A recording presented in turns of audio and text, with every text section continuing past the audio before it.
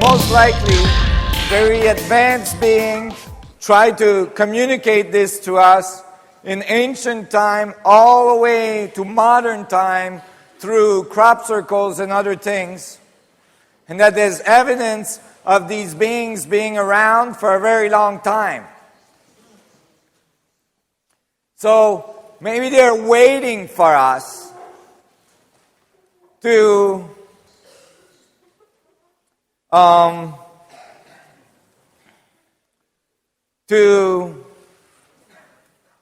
kind of reach this level of knowledge, to reach this level of awareness, so that we can, enter or re-enter a larger community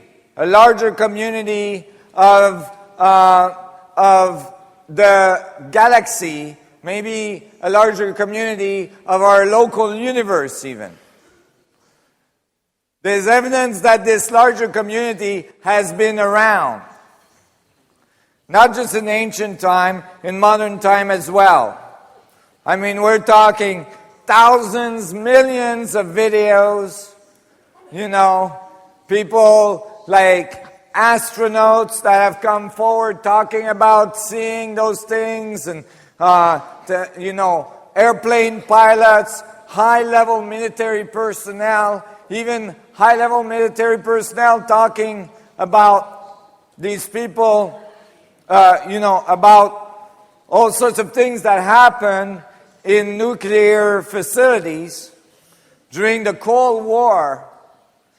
Maybe the Cold War was cold, not because we're so wise and we didn't shoot at each other, but actually a lot of them have come forward, very, very entrusted people in our society, saying, actually, we pushed a button a bunch of times and UFOs would show up and turn everything off. Right? Like the Russians talked about it, the Americans are talking about it now. Many countries are releasing their UFO files. England, France, Belgium, Mexico, Brazil. The list is getting longer and longer. Spain. And, at this point, even the Vatican, okay? When you think of the Vatican, you don't think of an organization that's very forward, Like, in 1992, the Vatican excused Galileo. They're not, so progressive.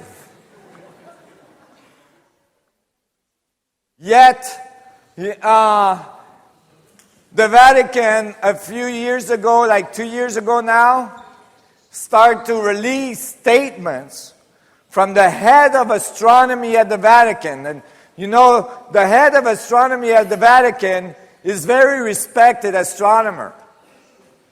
Because the Vatican actually owns a lot of the largest telescopes on Earth. In fact, most of the telescopes that are observing the sun are owned by the Vatican. So, you gotta wonder why, right? Maybe the sun gods were called the sun gods because they used the sun to travel through the universe, to come here. You see, if everything is a singularity, and if you have a singularity at the center of your ship, then if you want to go from one singularity to another, you can use your local singularity, jump into your local singularity to travel the universe. In this case, you would go either to the center of the earth, which would connect with the center of the sun, which connects you with the center of the galaxy, which would connect you with the center of the sun where you're going, and out you come. So you would be coming right out of the sun. And that would give you the name sun gods.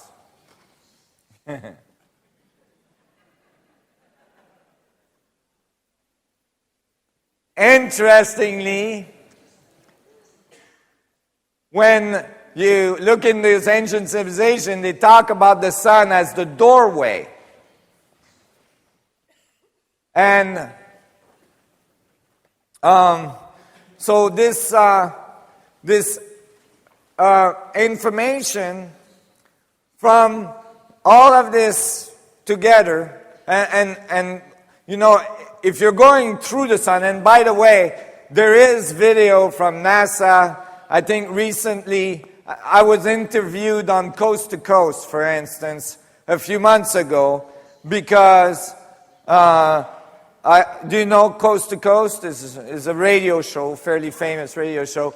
And because there was all these videos came out of, NASA showing these big ships, these big balls beside the sun.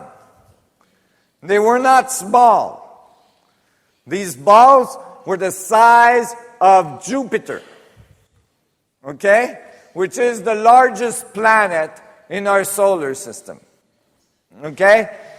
But you got to understand, if you have control over gravity, size is no longer an issue. You can make ships the size of planets. No problem. In fact, the singularity you would build to power a ship approximately the size of the Earth would be barely the size of a baseball. Right? That's all you would need. So, I wanted to build one of those. Let's make one, And I started to study, like the dynamics of how I would have to build that. Obviously, I looked at natural systems, and you can see that let's see, where's my laser? You can see they reproduce this dynamic of the double torus. Can I have the volume of my mic up a little bit? Thank you. I'm losing my voice. And so you can see, those dynamics are seen in galaxies. I was saying as well that matter is produced at the center of galaxies. This is actually what we see. We see these huge jets of matter particles being ejected from the center of galaxies. And the matter would be produced in the center of the galaxy because the massive black hole in the center, which my theory predicted 20 years ago, that we were going to find black holes at the center of all galaxies. And I was laughed at in physics conference. Well, now they found black holes at the center of all galaxies. And in that black hole, it's pushing, it's shearing, right? It's shearing the structure of space-time into smaller vortices we call atoms. And that's how atoms are produced, and then they come out. They're ejected at the poles.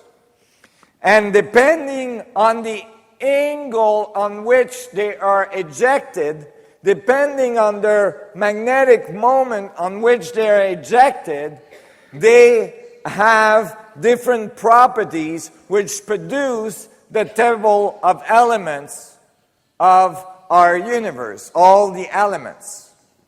So you'd have certain elements more in the middle of the vortex and other elements more on the edge of the vortex.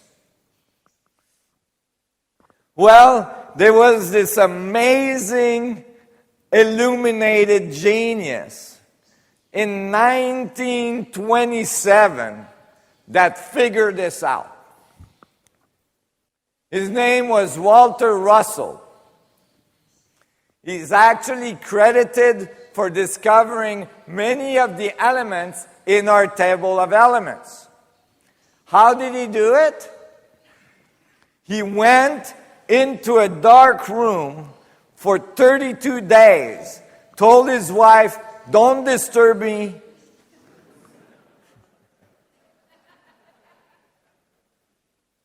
I don't get away with that, you know. She's like, "Yeah, right.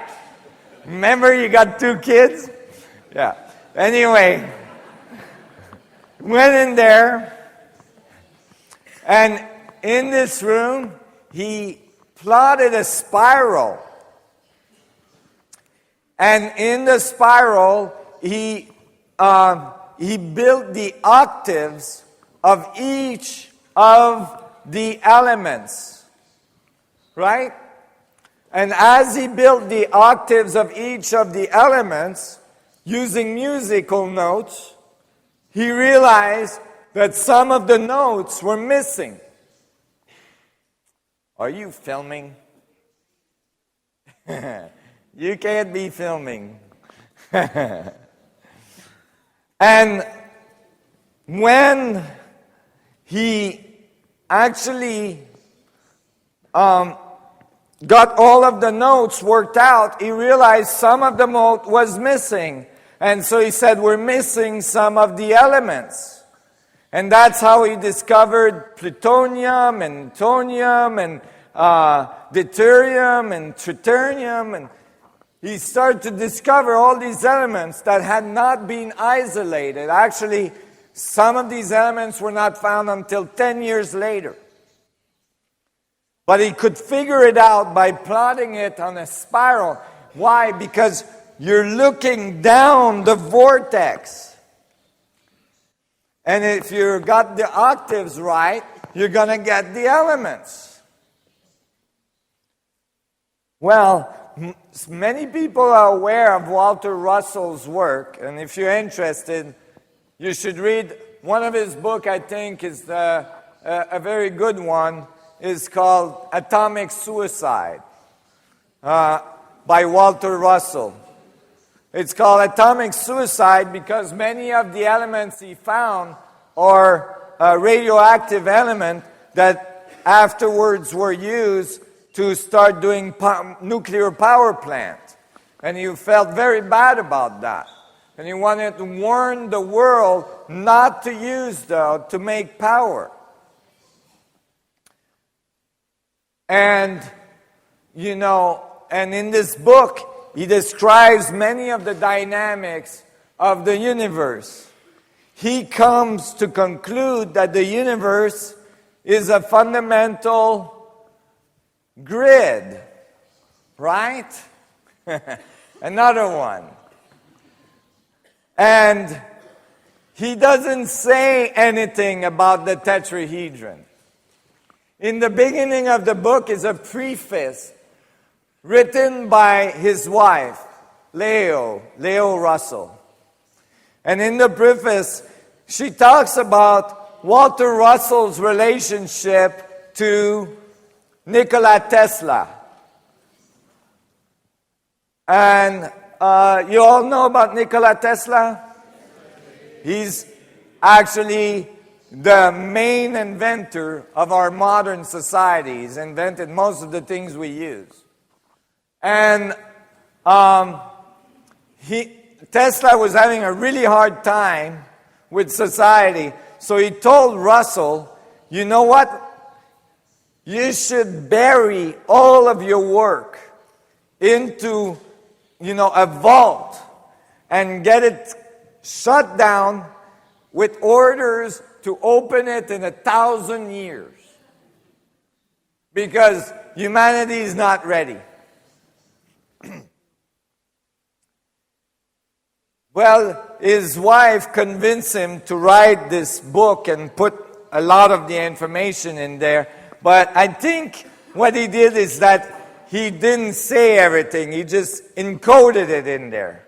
So he doesn't mention tetrahedrons, but in his modeling of the fundamental structure of space, right? The fundamental structure of the vacuum, he actually draws a little tetrahedron in the corner to let you know, maybe, put the tetrahedron in there, right?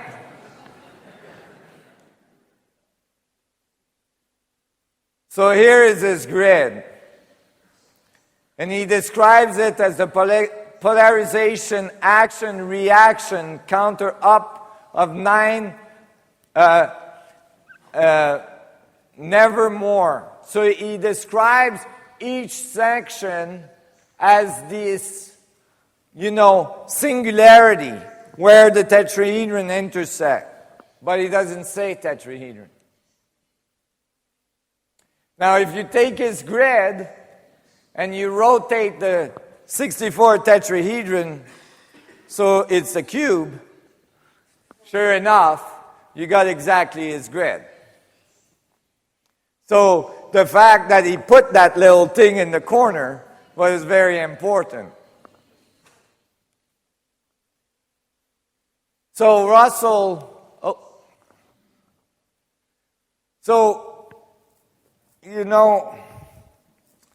interestingly, I was thinking, okay, so we've got this double torus, we got this geometry of the vacuum. How are we going to do this in a technology? Well, if I took this geometry and I mapped it over structure, I could build a rib structure, I could build a coil, an electromagnetic coil that reproduce that fundamental dynamic of the vacuum, that reproduce that fundamental dynamic of the double torus. And I built it. So this is actually a physical model. You can see it's made out of 12 ribs. Remember the number 12? And each of these ribs is attached to a set of electronics that sends a pulse to it so that I can pulse them in sequence to produce rotation, to produce extremely fast rotation if I have to. And I can pulse the bottom ribs in one direction and the top ribs in the other. And in the middle is a container that is a crystal container that has gases in it. The gases are ionized so that they're magnetic. And as I pulse the ribs now, the gas will follow.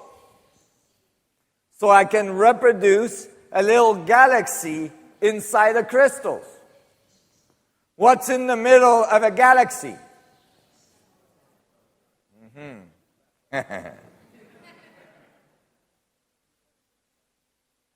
So as I made that calculation, I said, I have to spin this very fast to create that singularity. You can imagine that I have to spin things into the millions of RPM to get that type of coherency. It became clear to me very early that you couldn't spin a magnetic field, a physical object like a magnet, that fast.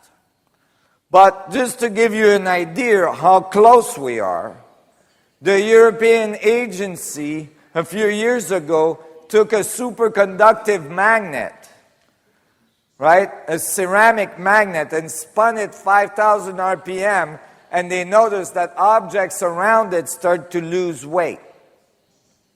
Very little amount of weight, but they were only spinning 5,000 RPM. You need millions of RPM,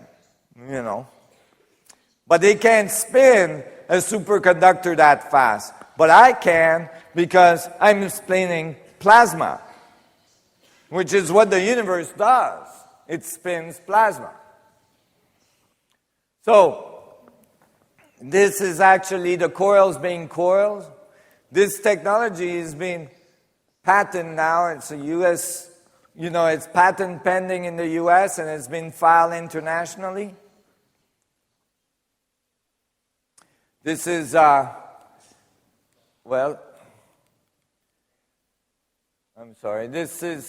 this is in my earlier lab. This is in 1999. Most people don't know I do hardware. This is the coil being coiled. You see, we coiled inside the coil so that I can put current to the coils so that I get a magnetic field. And then I pulse the rib to rotate the field. And when I did that, I'm going to tell you the result in a little while. But here, the field is active. There is no current going to the device. Because when you start spinning the field, because you're spinning the structure of the vacuum, it has, it's a superconductor, it's a super fluid. When you start spinning it, it just spins. It spins for a very long time. You can see that picture is actually pretty blurry because it's hard to take a picture because the photons get spun. Now, when I was doing this, I wasn't sure, what I was doing because my first experiment, I had very little funding. It was a small lab. We didn't have much staff. I had little funding. So, I did an experimental test on a device that I didn't think was going to do anything.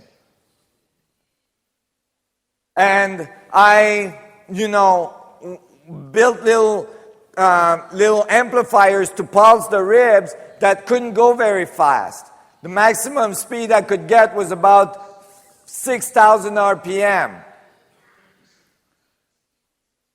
But when I did it, it produced effects anyway, and I'll talk to you about the effects in a minute.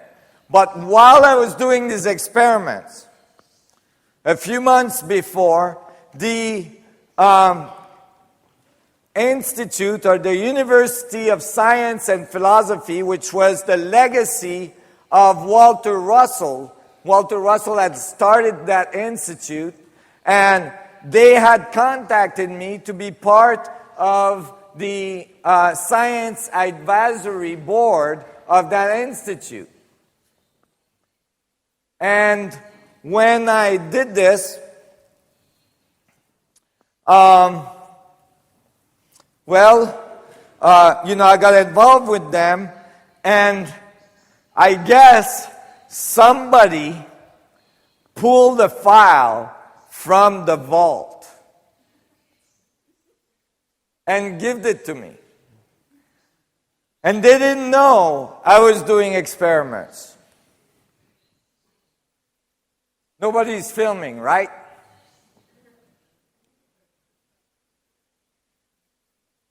And so, they didn't know I was doing experiments, but all of a sudden I received this file that was from Walter Russell in 1927.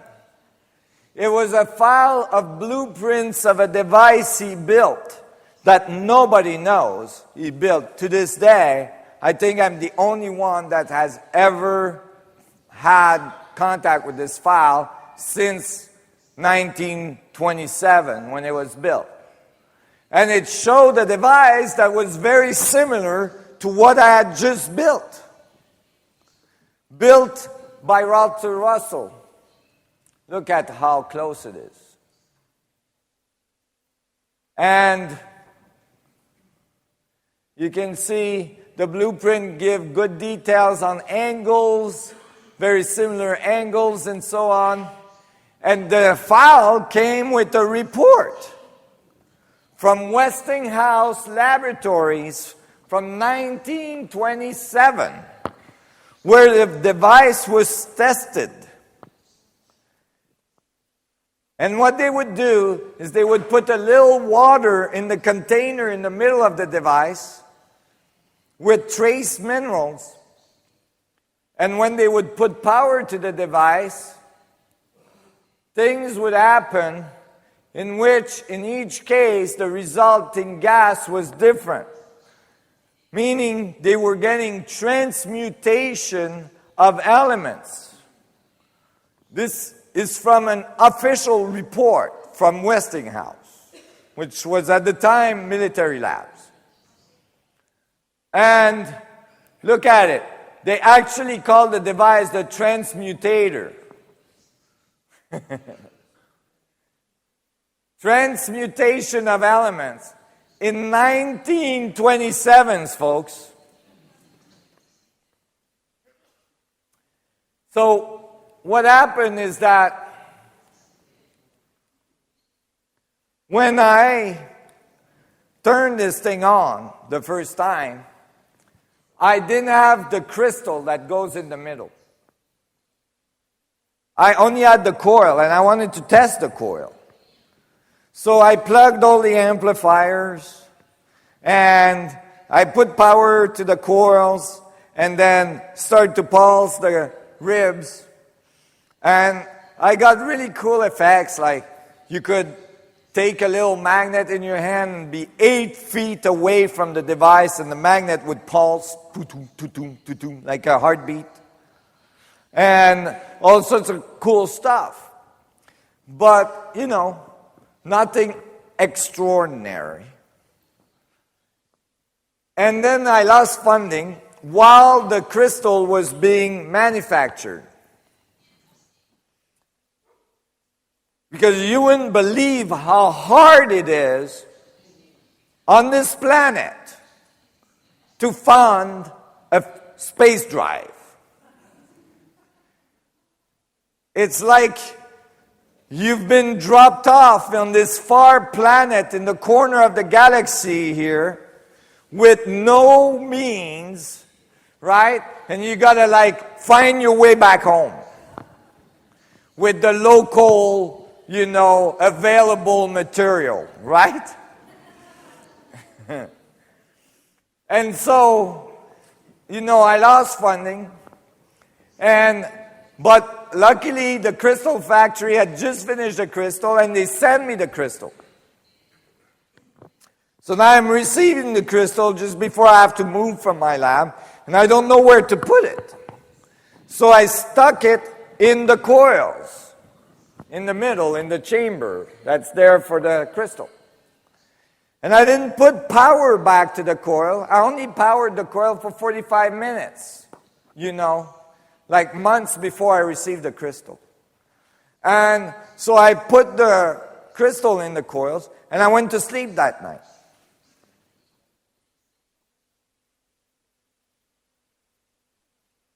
Can you guys turn those cameras off in the back, please? Thank you. And so I went to sleep that night, and I woke up in the middle of the night because there was this humming sound in my lab. It was going. When you realize that you have infinite potential within yourself, when you take the time every day, even if it's for 15 minutes, 10 minutes, to start your day by going within towards singularity, towards stillness, towards that point of infinite density that centers your existence. When you take that time, you're connecting with your essence, which is connected to the essence of all other things in the universe. You have that potential.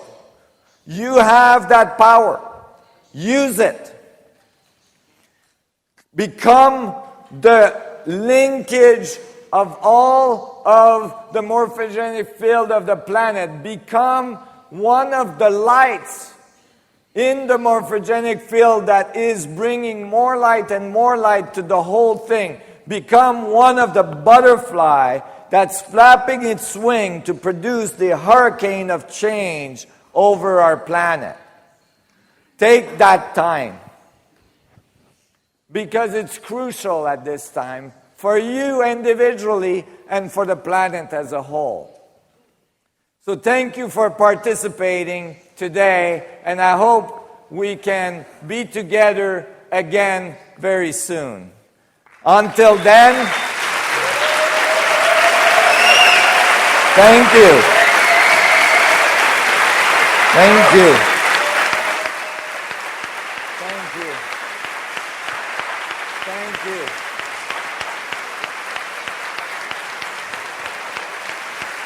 Thank you. Thank you so much. Thank you. Thank you so much. It's great to be with you. Thank you. Thank you. Thank you. May the vacuum be with you.